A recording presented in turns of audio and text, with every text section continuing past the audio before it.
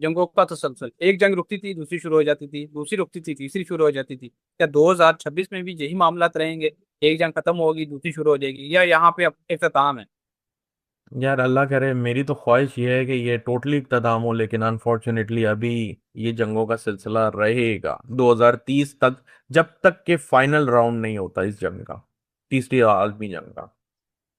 नहीं sir, final round से क्या मुराद है? कोई बड़ी जंग होगी? जी, बड़ी जंग 2030 में मुझे नजर आती है, जिसमें बड़े ममालिक अमेरिका, रशिया, चाइना, जो लोग अभी एक्सपेक्ट कर रहे हैं वो 2030 में नजर आता है, अभी नजर नहीं आता मुझे। आपने तरीके बताई थी, आपने 20 से 22 तक का टाइम बताया था। तो बड़ा हादसा आलमी लेवल पे कोई हो सकता है, कुदरती आफात के वाले से भी आपने बताया था। और सर, हैरानकुन तौर पे एक बड़ी खबर सामने आई है।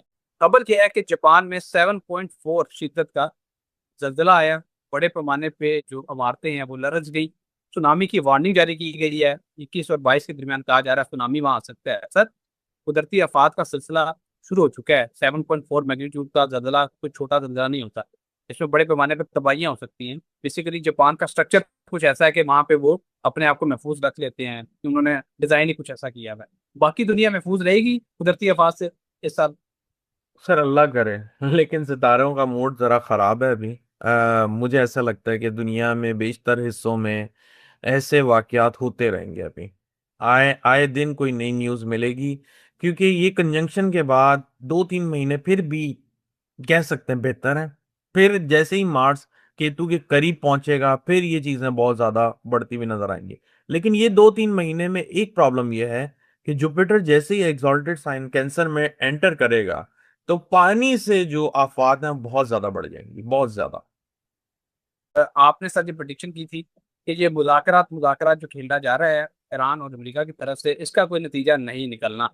और हमने ऐसे ही देखा है, आज पूरा इस्लामाबाद बंद है, रेड रूम को सील कर दिया गया है। लेकिन अमेरिका टेबल पर मौजूद है और ईरान टेबल पर नहीं है, क्योंकि एक तरफ अमेरिका जो है ईरान के जहाज़ों को कब्जे में ले रहा है, उनको उन पे अटैक कर रहा है। और दूसरी तरफ उन्हें कह रहा है कि मुज़ाकरात के टेबल पर आओ। और ईरान ने वादी अल्फाज में कह दिया है, ईरान की फौज की तरफ से ये बयान आया है, उन्होंने कहा है कि मुखालफिन की किसी भी जारहाना कार्रवाई का फैसला कुन जवाब देने के लिए तैयार हैं। डोनाल्ड ट्रंप ने दूसरी तरफ ये कहा है कि ईरान के साथ जल्द डील हो जाएगी, मगर जल्दबाजी में कोई गलत डील नहीं करूंगा। साथ ही उन्होंने ये भी कहा है कि ईरान के साथ डील ना होने की सूरत में जंग यकीनी है। इस मरतबा बहुत सारे बम फटना शुरू हो जाएंगे। सर, आपने कहा था कि जो मुदाखलत मुदाखलत खेला जा रहा है, अभी इसका कोई नतीजा आपको दिखाई नहीं दे रहा। और आपने बताया था कि 21 से 22 23 अप्रैल जो का जो वक्त है, ये थोड़ा सा मुश्किल भी हो सकता है। अब आप क्या देख रहे हैं? 21 अप्रैल आज हो चुकी है, मुदाखलत अभी किसी नतीजे पे नहीं है, मुदाखलत हो भी नहीं रहे। आगे क्या देख रहे हैं? सितारे क्या बता रहे हैं? लेकिन दानिश भाई, अल्लाह का शुक्र है, एटलीस्ट ना मुज़ाकरात हुए, ना खुदा ना खास्ता कोई वाकया हुआ। 2 दिन और ऐसे डिफिकल्ट नजर आते हैं अभी भी। 2 दिन मतलब 23 अप्रैल के बाद अगर ये मुज़ाकरात की टेबल पर आते हैं, तो मुझे लगता है कि कहीं ना कहीं हम जरा सॉफ्टनेस पीरियड की तरफ जा रहे हैं। जो एक मेजर क्राइसिस का पीरियड था वो ऑलमोस्ट मैक्सिमम पीक पर पहुंच चुका है। अब यहां से बेहतरी की उम्मीद है।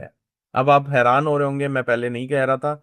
अब मैं इसलिए कह रहा हूँ क्योंकि मैं सितारों की पोजीशन देख रहा हूँ। एक मैक्सिमम जो एक कंजंक्शन बना हुआ था पाइसेस में, वो अब आहिस्ता आहिस्ता रिलीज होगा, लेकिन अभी भी खतरा मौजूद है। खतरा कम हो रहा है, खत्म नहीं हुआ। मैं यही बता रहा हूँ, खतरा कम हो रहा है, कम नहीं हुआ, लेकिन अभी जो है हालात बेहतरी की तरफ डेफिनेटली जाते हुए आपको नजर आएंगे।